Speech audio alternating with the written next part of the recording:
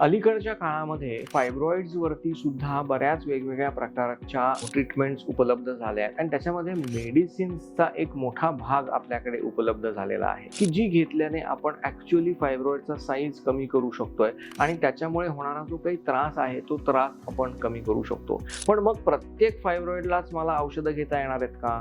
तर असं नाही आहे. कुठल्या फायब्रॉइड्सला आपण औषधं देऊ शकतो हे सुद्धा एक ठरलेली गणित आहेत.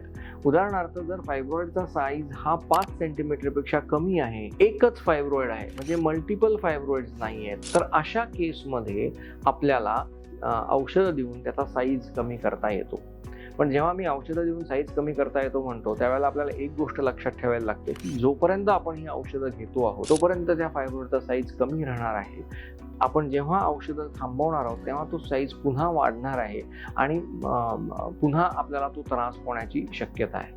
मग कोणामध्ये करायचं हे सगळं?